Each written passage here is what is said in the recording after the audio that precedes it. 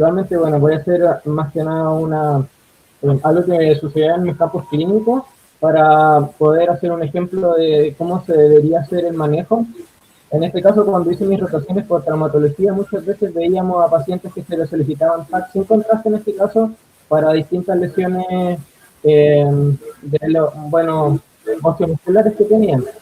Y muchas veces en esas lesiones de TAC se veía, en este caso, quistes renales de aproximadamente 2 centímetros, isodensos o hipodensos en el TAC, y era solo un quiste. Generalmente lo que hacían los doctores era derivarlo directamente a urología. En nuestro caso, si nos veíamos enfrentados a un caso así, en el caso que el quiste no haya sido informado por el radiólogo, porque estábamos solicitando tal vez una fractura o viendo otra cosa, ¿qué debería ser nuestro manejo en ese caso? En el caso que nosotros no manejemos la escala que vimos la denunciar. Ya, mira, buena pregunta. Lo que pasa es que por ejemplo, si tú le tomas un TAC de columna, y el TAC de columna muchas veces sin contraste, y como hallazgo incidental aparece informado un quiste, a veces el radiólogo dice quiste renal, o dice quiste complejo, pero no dice si es complejo un Bosniak 2 solamente, que podría ser un paciente que no haya que hacerle nada más, o un Bosniak 3, que es un paciente que hay que pensar en operar.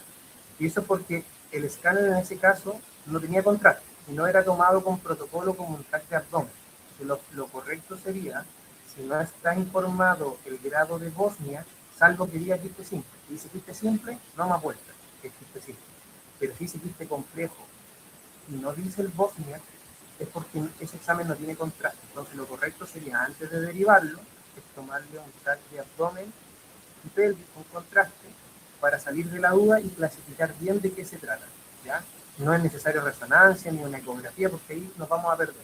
Lo mejor es un TAC de abdomen y pelvis con contraste y que te informe qué grado de Bosnia es específico.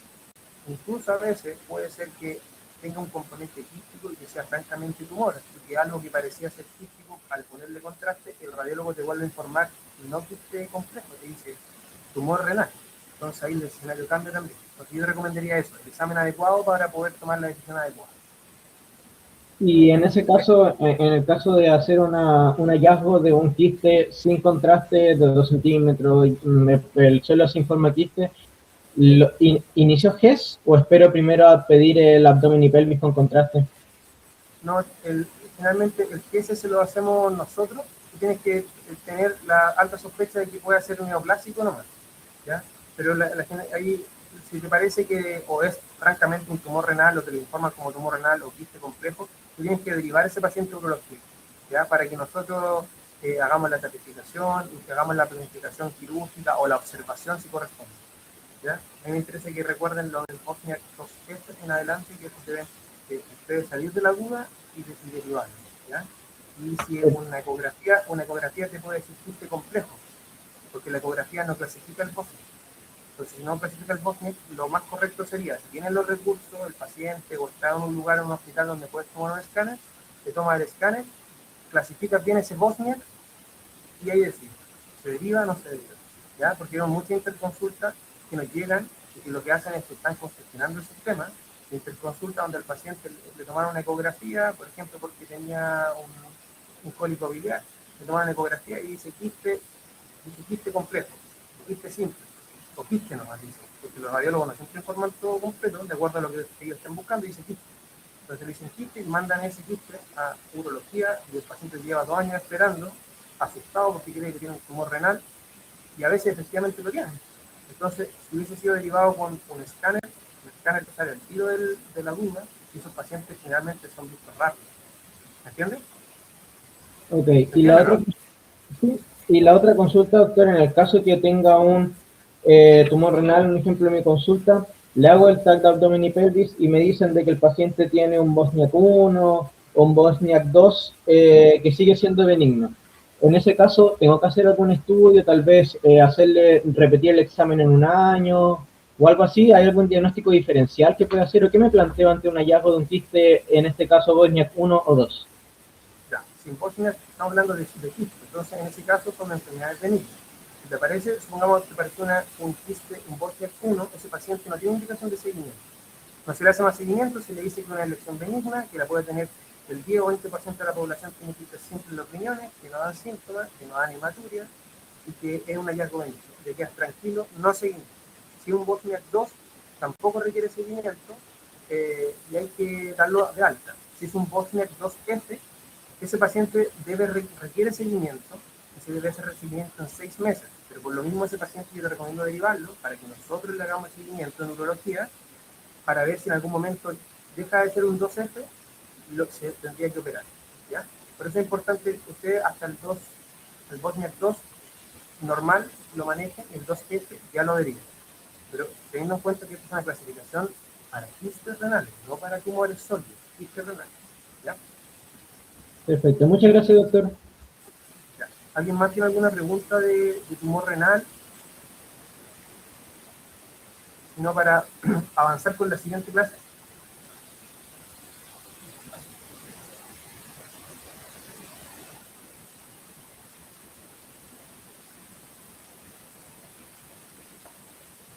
Ya. La siguiente clase es cáncer de vejiga.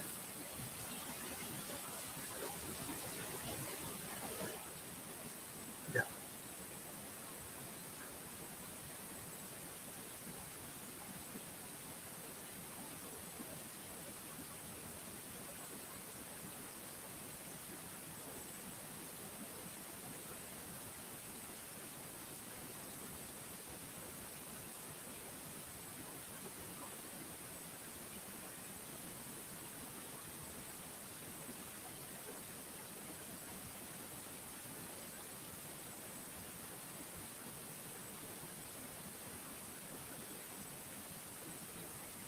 Ya. ¿Ahí la logran ver?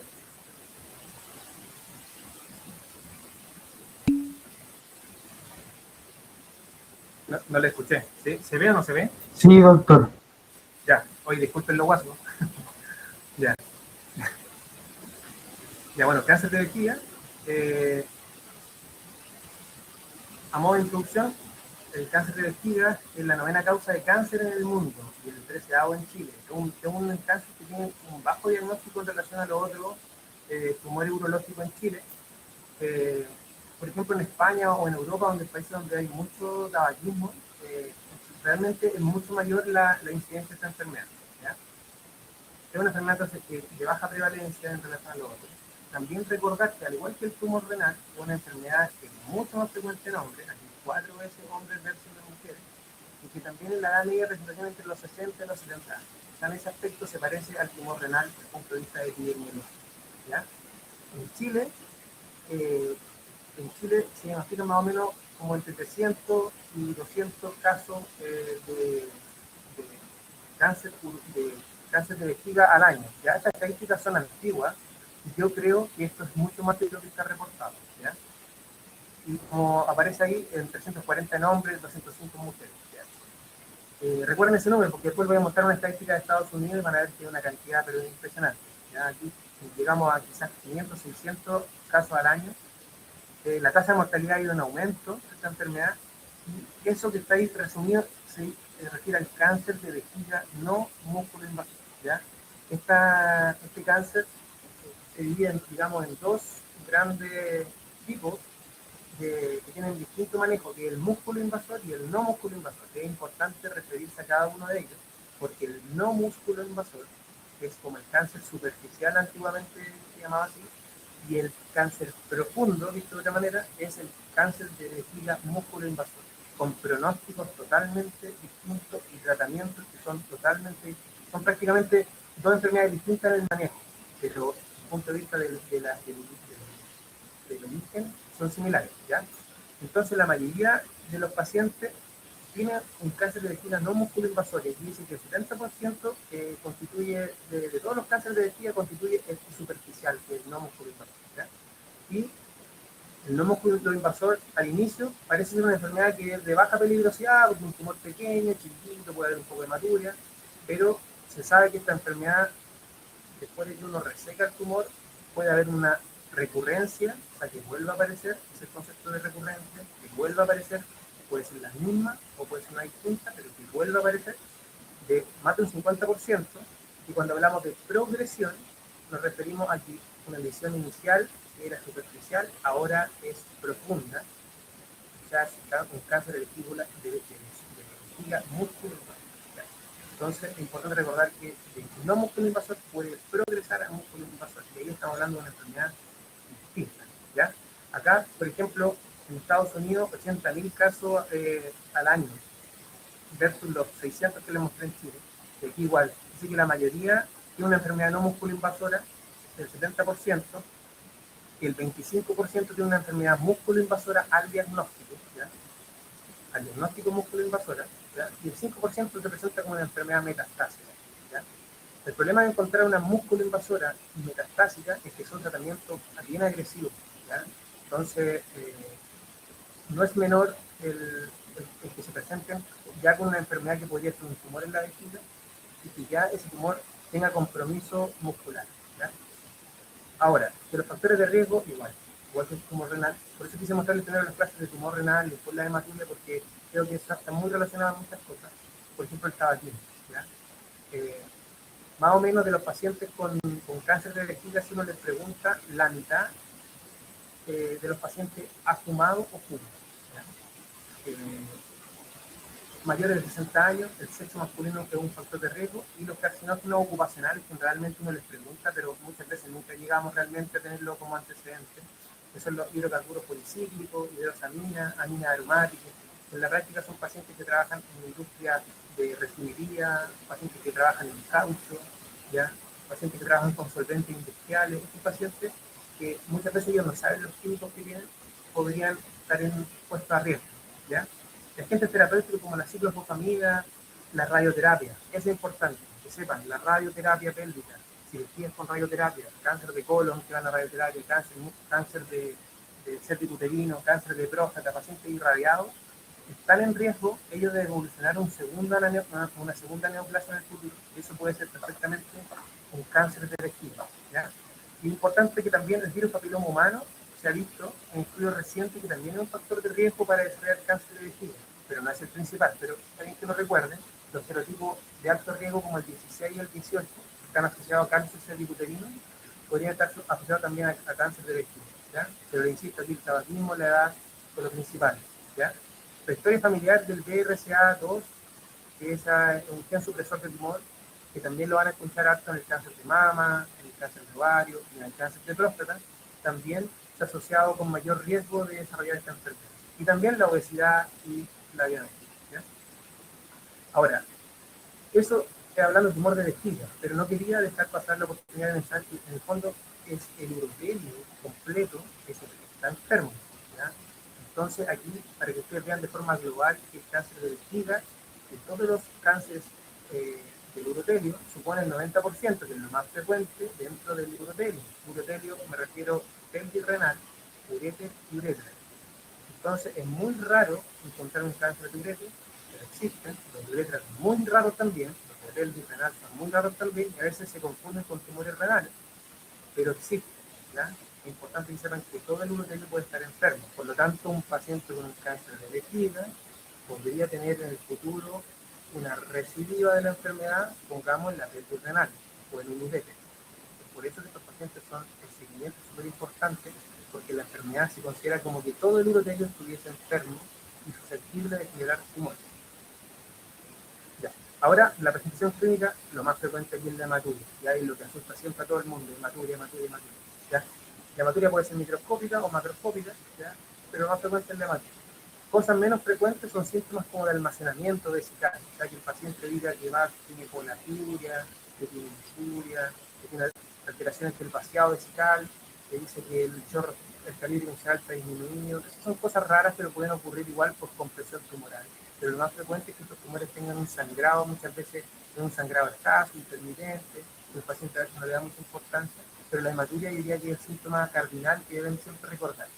Y cuando ya encontramos síndromes constitucionales como anemia, baja de peso, pacientes con masa palpable, que también hemos visto casos catastróficos, que en ese caso estamos hablando de enfermedades avanzadas, probablemente músculo invasora y metastásica algunas veces. ¿Ya? Este es un tumor que tiene metástasis linfática, por lo tanto van a tener aeropatía pélvica en relación a la arteria ilíaca externa, ilíaca común. Entonces es raro que encuentren visiblemente o al examen físico algo. Y en estos casos, si hay hematuria macroscópica, ahí siempre el urotac y la cistoscopía es mandatorio para ir a descartar que el paciente no tenga un tumor de vejiga, ¿ya? La gracia del urotac es equivalente como el escáner de abdomen y pelvis, pero tiene una fase de eliminación del contraste, una fase que llama tardía, donde el contraste dibuja, entre comillas, dibuja la vía urinaria por dentro, desde la pelvis renal, el uréter y la vejiga, y eso permite ver si hay defectos de genes, por ejemplo, el uréter, que se vea un uréter que está como con el contraste que pasa más lento o más finito por esta zona, uno podría asumir que este paciente quizás tenga un tumor del uréter. Por eso es importante para estudiar el urotelio, con la hematuria macroscópica, es importante el urotac, ¿ya? Y la cistoscopía, que es el gold standard para poder mirar la vejiga por dentro, ¿ya? Ahora, esto es una imagen de un urotac en distintas fases, y la primera son las fases sin contraste, la segunda se puede ver que el tumor, la cara lateral de la vejiga, es un tumor que capta contraste porque tiene vasos sanguíneos de nueva formación, entonces el contraste pasó por ahí, el tumor se demarcó, y la otra fase de eliminación, que es la que está en C, en la letra C, ahí ustedes pueden ver que el contraste ya llegó a la vejiga.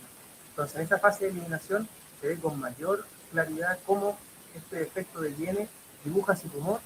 Y aquí es importante un tip para que lo recuerden, que cuando ustedes vean un paciente con hematuria macroscópica que quieren pedir un urotac, que está muy bien que lo hagan, debe ser el urotac, ojalá con vejiga llena. Si esta vejiga estuviese vacía, lo más probable es que llegue el contraste a la vejiga, y como va a estar vacía, estos pliegues de la vejiga vacía van a imposibilitar ver cualquier tumor en la vejiga, porque de repente no son tumores grandes como estos que estoy mostrando, son tumores pequeños de 1 centímetro, y que al estar la vejiga colapsada no se logra ver. Así que siempre urotac es, no pilotac, urotac, el examen contrastado es con vejiga llena, ya tienen que ponerlo, recordar, para que les sirva el examen. Y recordar que el pilotac es un examen que se pide para ver cálculos nomás, es un examen que no es contrastado, que tiene menos radiación y otro protocolo, y eso no lo vayan a reír para el estudio de la hematología.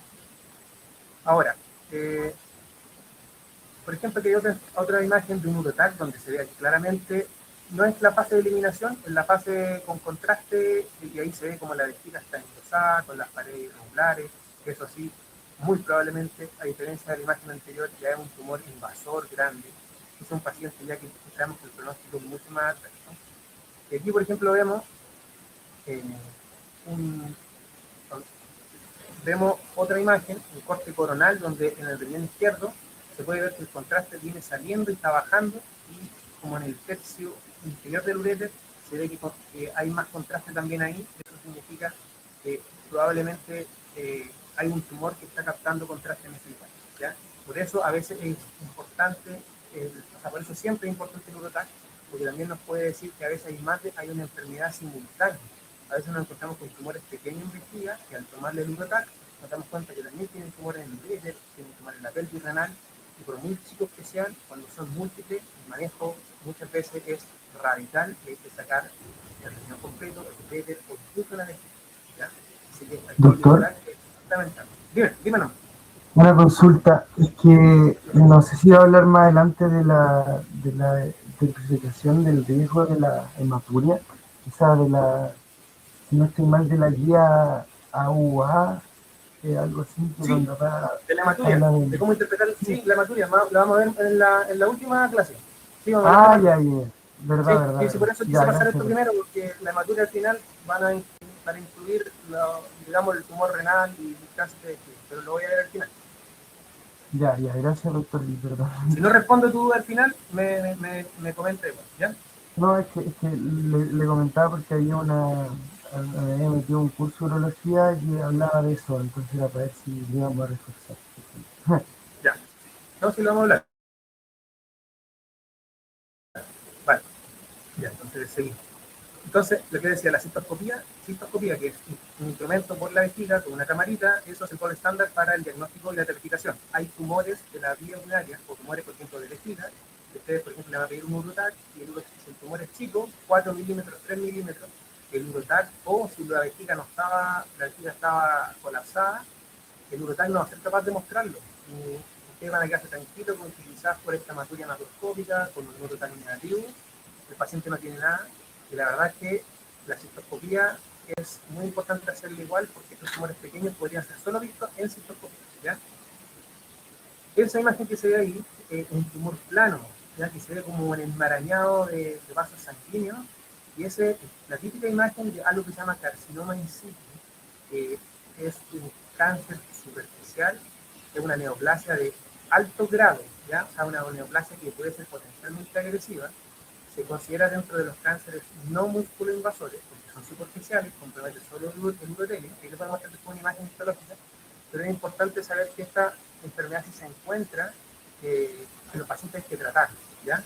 Otra posibilidad es que nosotros en la cistoscopía encontremos esto, como una morita, ¿ya? Como una mora, es un tumor papilar, o sea, que sobresale del urotelio, y que ese es un tumor generalmente de buen pronóstico que hay que operar igual, pero es otra alternativa, y a veces nos encontramos que tumores grandes, como este podría ser muy parecido a la imagen que les mostré del urotac, donde se veía un tumor en la cara lateral de la vejiga, y que ese tumor igual obviamente hay que resecarlo, hay que mandarlo a la anatomía patológica para saber cómo son. Pero así se ven los tumores uroteliales generalmente, y el carcinoma in situ, este tumor plano, se ve así, como un enmarañado de vasos.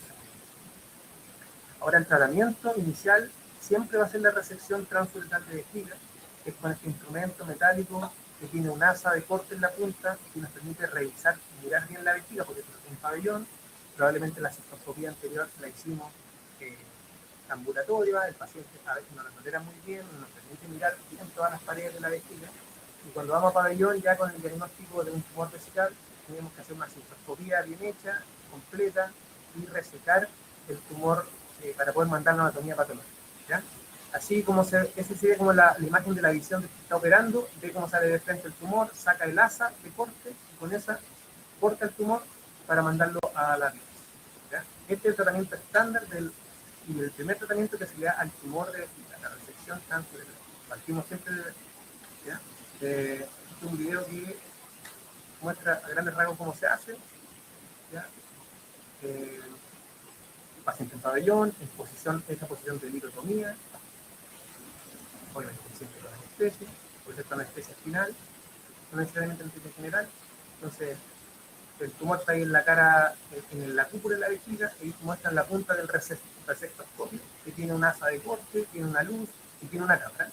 Entonces, se ingresa a la vejiga, después, vamos a adelantarlo un poquito, se va a la lesión directamente y se saca esta asa de corte, se reseca completo, se coagula el lecho para ver que no sangre nada, y después se deja una sonda Foley, porque como le hicimos una lesión en la vejiga, nos perforamos la vejiga, pero queda una úlcera en la vejiga, hay que dejar la irrigación por si sangra un poquito para ir vaciando los coágulos que quedan.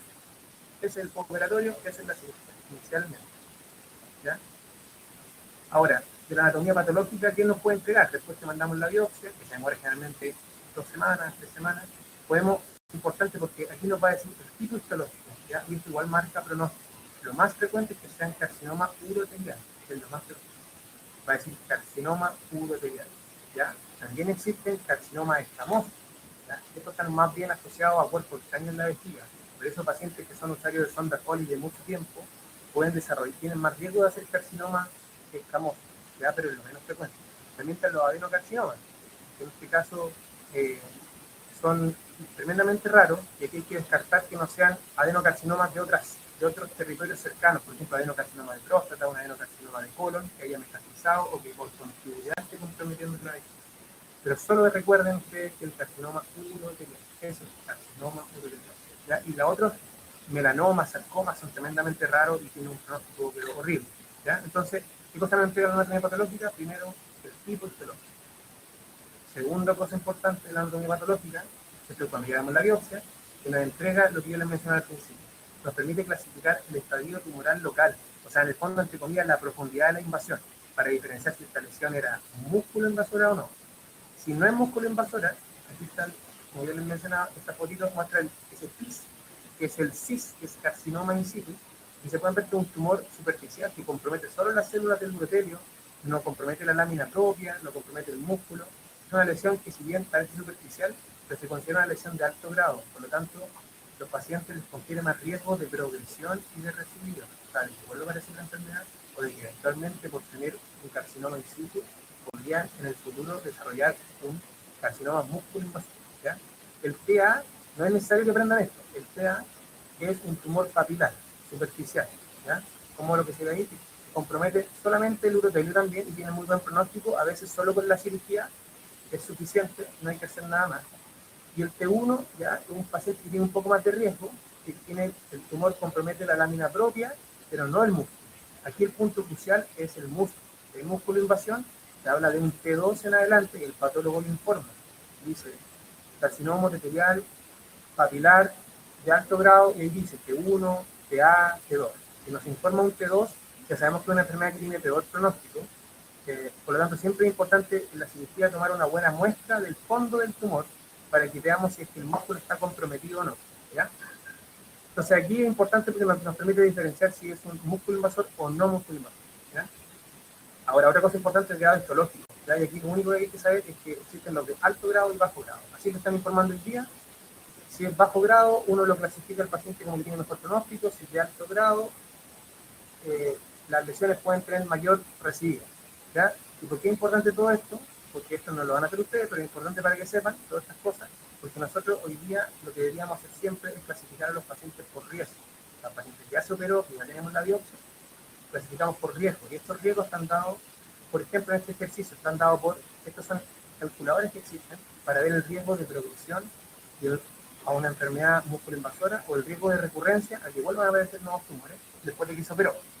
Por ejemplo, tener más de 70 años, ser un tumor recurrente, tener tumores múltiples al momento de la cirugía, tener un tumor de más de 3 centímetros, o el estadio tumoral, si es un T1 o un TA, si hay carcinoma in situ, concomitante al momento de la biopsia, y si, por ejemplo, es de alto grado, eso en este ejercicio que hicimos, un paciente de menos de 30 años, por ejemplo, da como que tiene alto riesgo.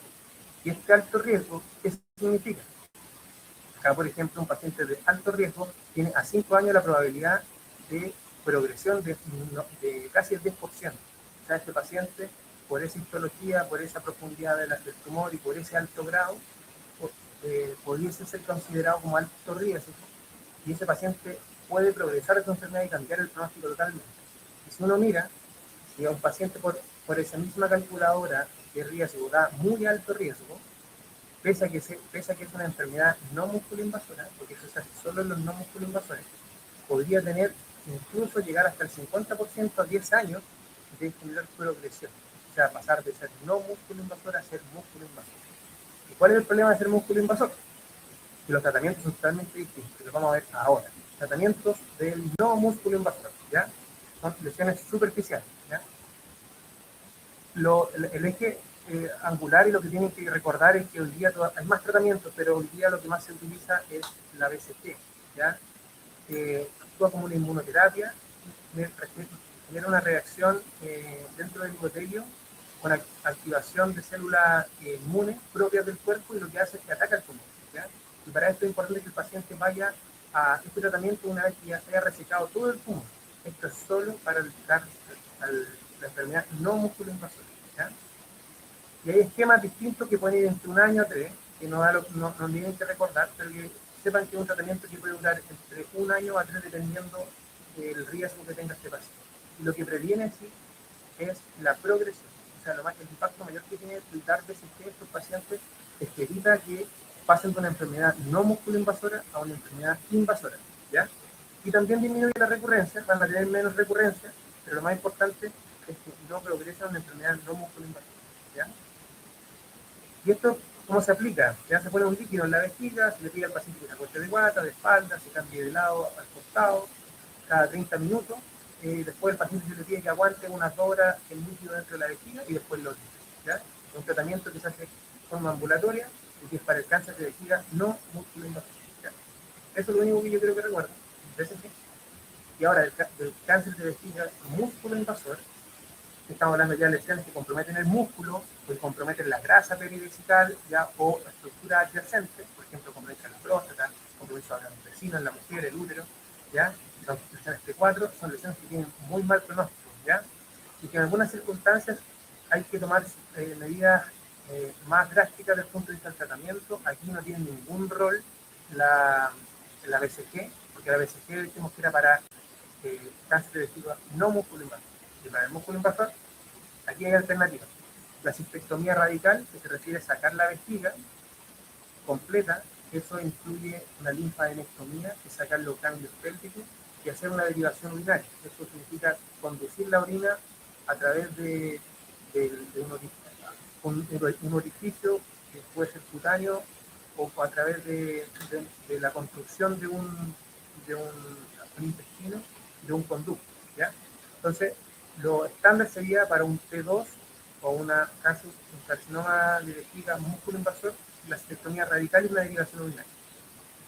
Solo para mencionar que existe la quimioterapia neoadjuvante, quimioterapia que se da antes de la cirugía, que podría en ciertos casos puntuales mejorar los resultados de estos pacientes, que van primero a esta quimio, después van a la cistectomía, con la derivación urinaria en el mismo momento de la cistectomía, ¿ya? Y también saber que existe la alternativa en ciertos casos, que da lo mismo que lo sepan porque no es importante para ustedes, que pacientes en los cuales con una enfermedad músculo invasora podría hacerse preservación de la vejiga, un caso muy puntual y seleccionado, donde se hace una RTU bien profunda, una resección transfrontal del tumor bien profunda, se dejan sin tumor, van a radioterapia y quimioterapia juntos, y ese tiene el objetivo de hacer que el paciente preserve su vejiga, ¿ya?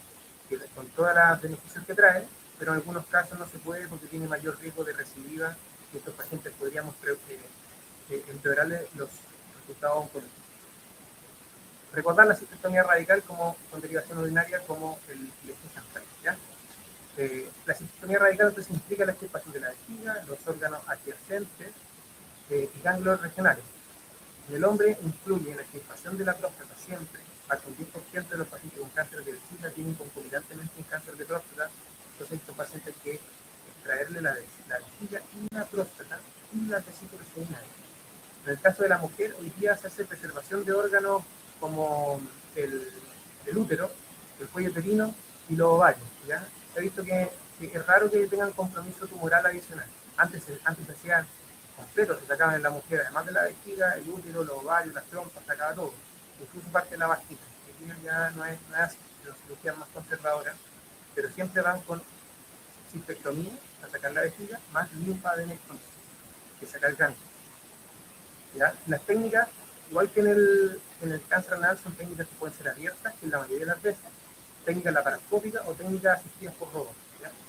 Aquí, por ejemplo, esta es una técnica asistida por robot, y de forma esquemática, esos son ganglios pélvicos, recordar los órganos que están cercanos a la vejiga. En el caso del hombre se saca la próstata, las vesículas seminales, ¿ya? En el caso de la mujer, los órganos pélvicos hoy día se pueden preservar. Y cuando tenemos una cirugía robótica, acá en Temuco no se hace, en Santiago sí se hace, en otras partes del mundo es el estándar la cirugía robótica para esto.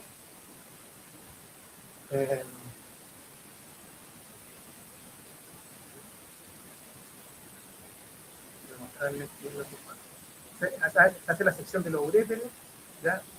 Se hace la linfadenectomía, se sacan los ganglios, se saca la próstata, la vejiga, y las dos alternativas que tenemos es que se generó una urostomía que se conduce la orina hacia la piel por un ostoma, que ese ostoma adentro puede ser directamente en los ureteres, ahí les voy a mostrar una imagen, o se puede hacer una neovejiga, que se puede hacer una vejiga nueva con intestino, ¿ya? Estas son las dos alternativas que tienen para derivar la orina. Ahora, la derivación urinaria, ya estamos terminando. Solo que conozcan que está la derivación urinaria no continente, que como el nombre lo dice, en este caso hay dos, la ureterostomía cutánea, para que lo sepan, porque de repente le van a llegar pacientes a la urgencia con ureterostomía cutánea y saber lo que es. Solamente los ureteres están, no hay vejiga, sacamos la vejiga, y los ureteres están conectados a la pared abdominal directamente, que pueden ser a cada lado, o se puede hacer esto, que se llama transureteroanastomosis, donde dos ureteres se conectan y salen en un solo orificio a la piel, ¿ya?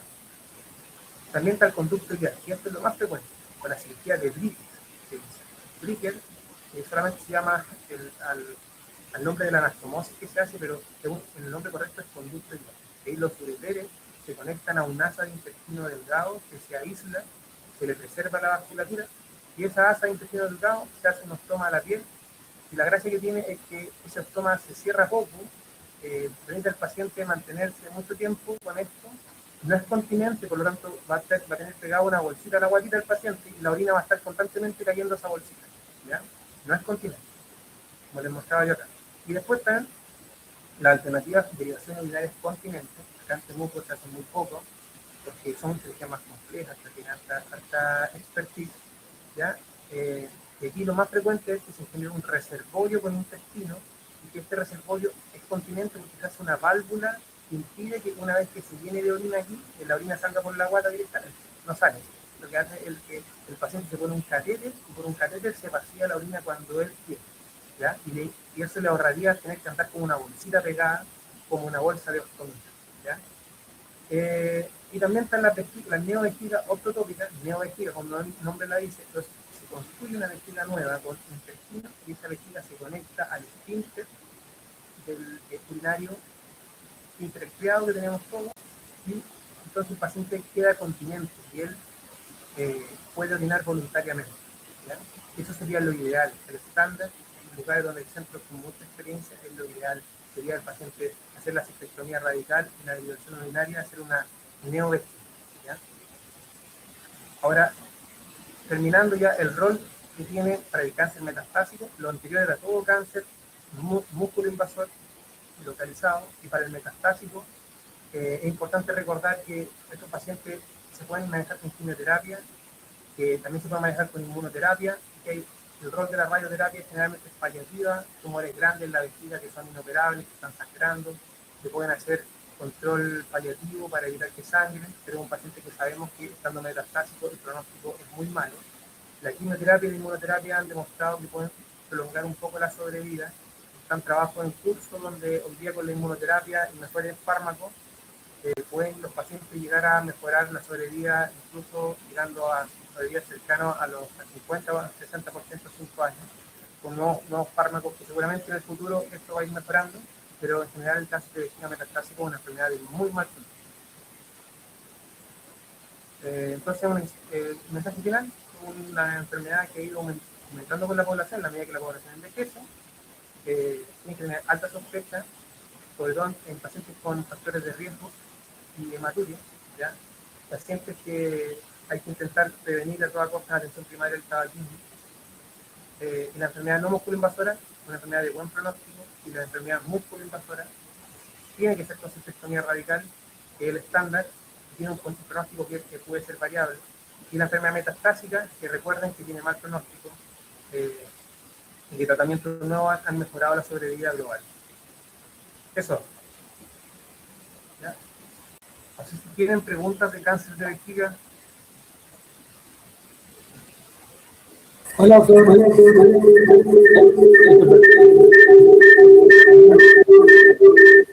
Disculpe, ¿me escucha bien ahora? Se escuchó mal. Sí, perdón. ¿Me escucha ahora? Sí, te escucho, dale. Bueno, doctor, yo le tengo una consulta acerca sobre todo de los pacientes que ya sufrieron una cistectomía radical. ¿Ya? En esos casos los pacientes, bueno, nos mostró un poco acerca de cómo iba a quedar la solución final para el paciente. En estos casos, nosotros cuando nos encontramos en nuestra consulta, en nuestra urgencia con estos pacientes, ¿hay que hacer algún estudio en específico o si podrían consultar tal vez por algún tipo de infección urinaria, tener algún tratamiento distinto o algo importante que nosotros tengamos que manejar, tal vez algún medicamento que no podamos dar o algo así?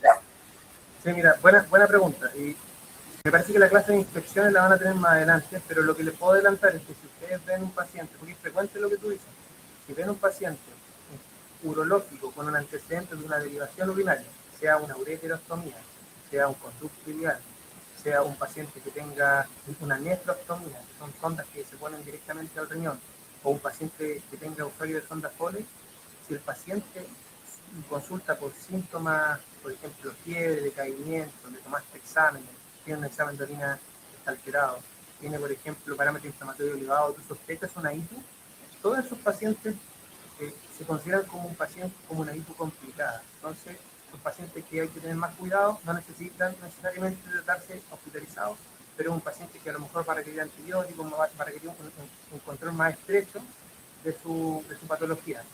Y también considerar que los pacientes que tienen derivaciones urinarias también tienen más riesgo de hacer litiasis, ¿ya? Entonces, a lo mejor un paciente que a ti te va a parecer que puede ser una pielonefritis, tú dices, pero está bien el caballero, los exámenes no están tan malos, puede tener una pielonefritis, lo voy a tratar con antibióticos, pero si el caballero tiene a lo mejor dolor lumbar y está pensando que puede ser una hipo complicada, no está de más tomarle una imagen.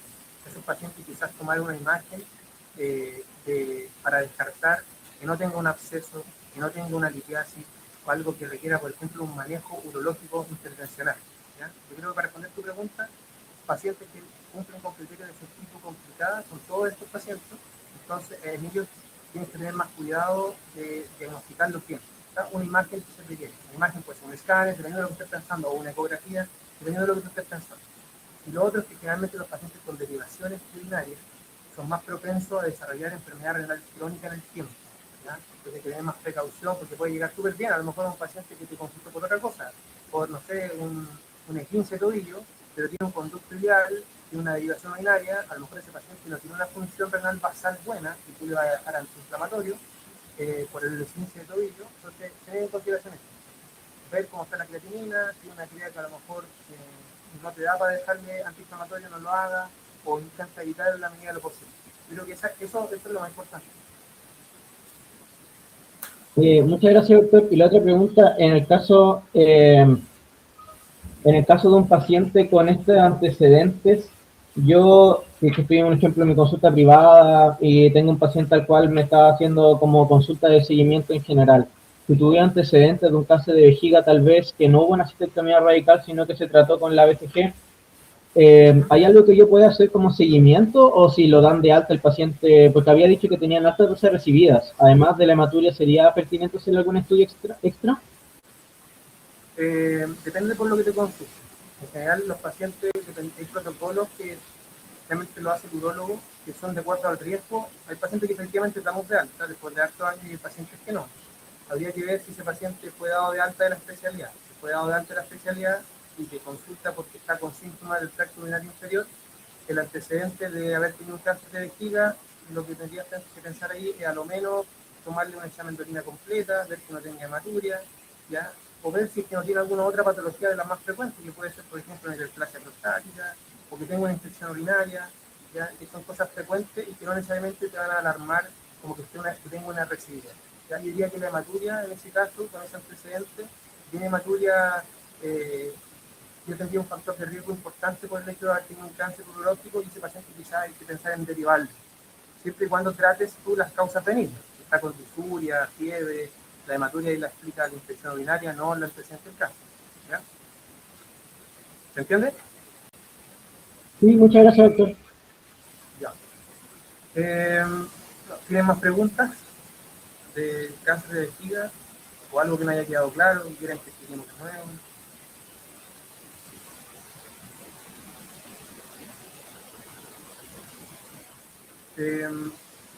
Les propongo parar unos 10 minutos puede ser,